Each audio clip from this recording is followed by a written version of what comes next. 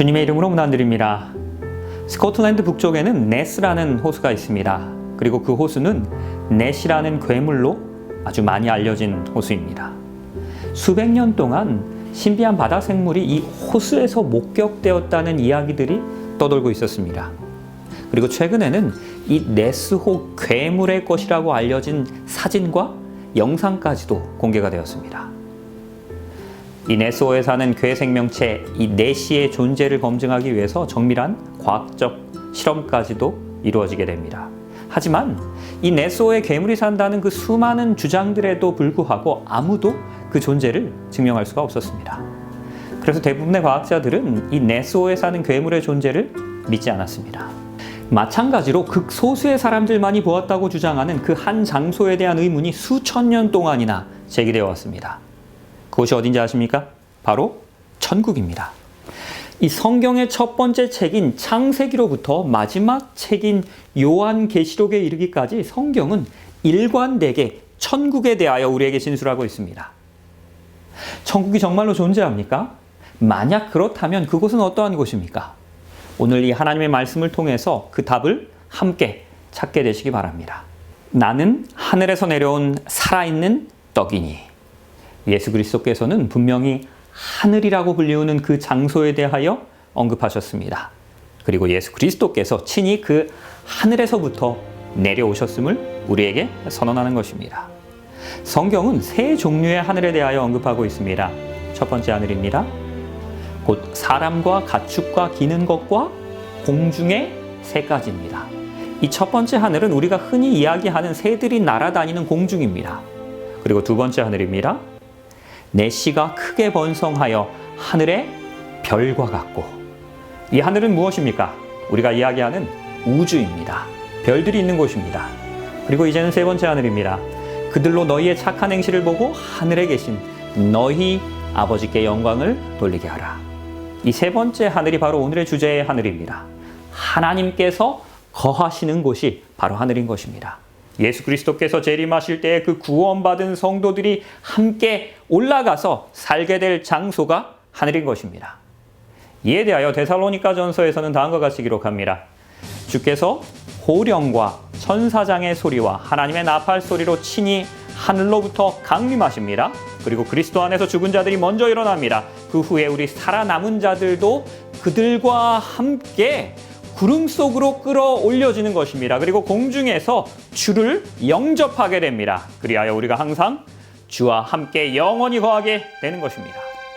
하나님의 백성들은 재림의 날에 공중으로 끌어올려지게 됩니다. 그리고 예수 그리스도를 공중에서 영접합니다. 그리고 예수님과 함께 우주를 여행할 것입니다.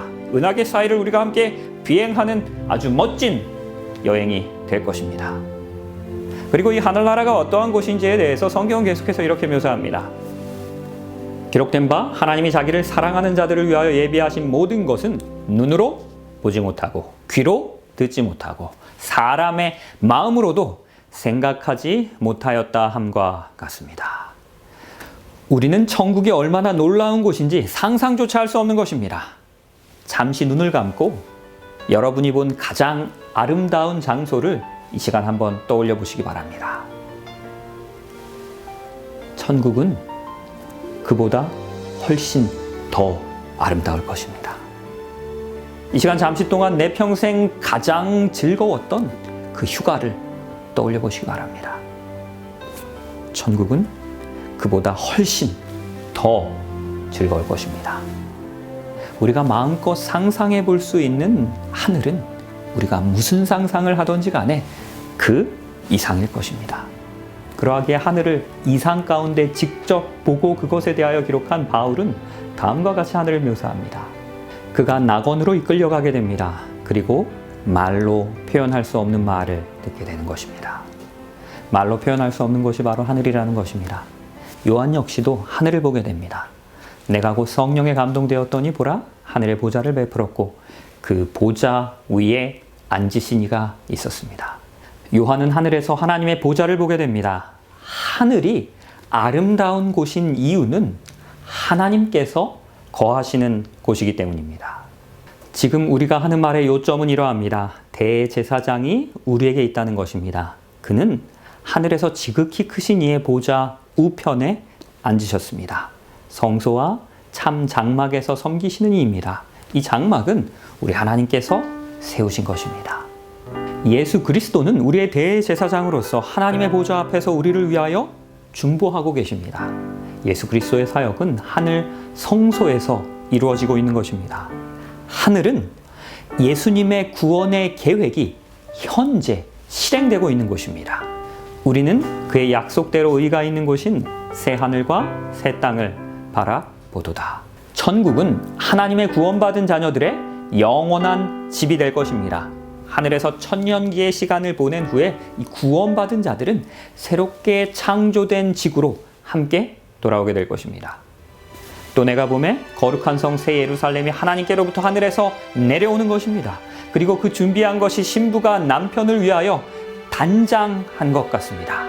하나님은 우주의 수도를 하늘에서부터 이 지구로 옮기시는 것입니다. 죄가 가득했던 행성이자 인간의 타락으로 인하여 더럽혀진, 특별히 세상의 구세주이신 하나님의 아들이 십자가에 달리셨던 이 지구는 구원받은 자들과 우리 구주 예수 그리스도의 영원한 처소로 회복되게 될 것입니다. 재창조될 것입니다. 그때에 하나님의 장막이 사람들과 함께 있을 것입니다. 하나님이 그들과 함께 계실 것입니다. 그들은 하나님의 백성이 되고 하나님은 친히 우리와 함께 계실 것입니다. 우리 하나님의 가장 큰 소원은 우리와 함께 영원토록 거하시는 것입니다. 그 소원 이루어지는 곳이 바로 천국인 것입니다. 또 그가 수정같이 맑은 생명수의 강을 네개로 보이니 하나님과 어린 양의 보좌로부터 나와서 길 가운데로 흐르더라. 강 좌우에 생명나무가 있었습니다. 구원받은 자들이 영원히 살게 될 그 새 땅에는 생명수 강가가 그리고 생명나무가 있게 될 것입니다. 그곳에는 다시 저주가 없습니다.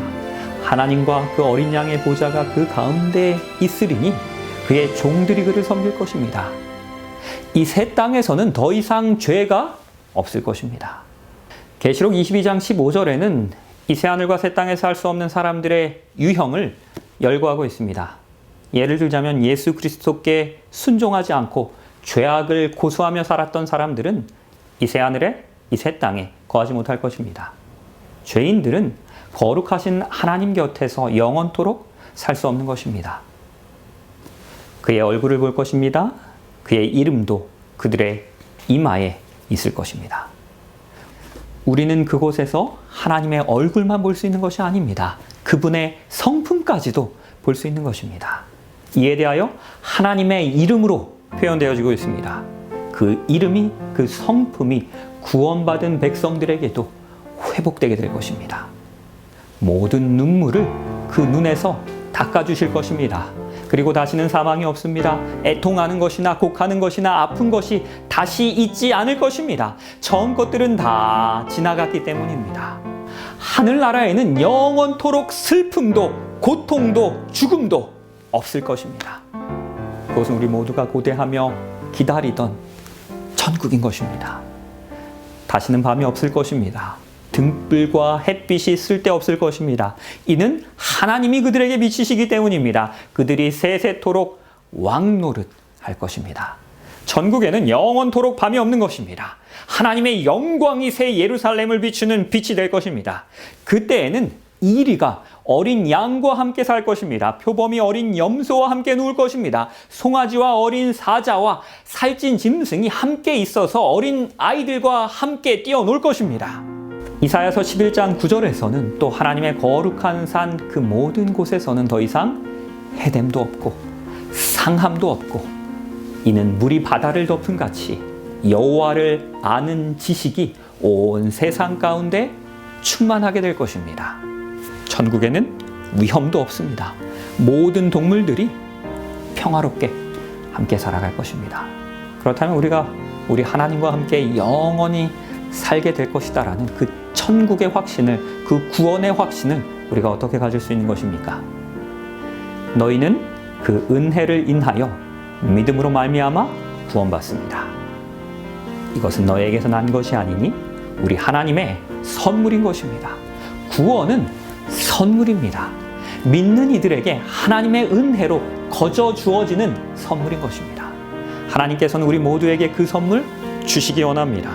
십자가로 인하여 그 선물의 값은 이미 치루어진 것입니다. 우리는 믿음으로 그 선물, 그 구원 받기만 하면 되는 것입니다.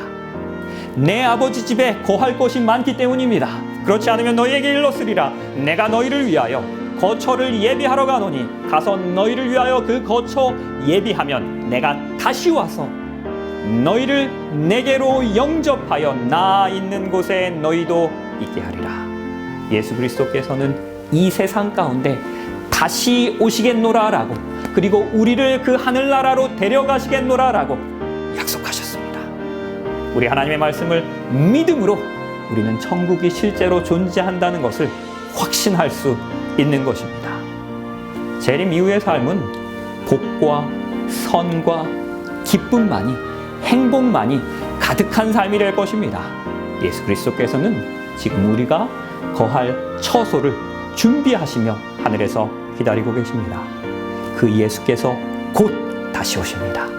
우리를 영광의 하늘 집으로 데려가기 위하여 다시 오십니다. 바로 이것이 복음인 것입니다. 우리 하나님께서 값없이 베풀어 주시는 그 용서를 받아들이고 전적으로 믿음으로 우리는 하늘에 갈 것입니다. 오늘 이 시간 여러분들의 삶 가운데 다시 한번 그 다시 오시겠노라라고 약속하신 그 예수 그리스도를 우리의 마음 가운데 개인의 구주로 영접하시는 이 시간이 되시길 바라면서 말씀을 줄이겠습니다.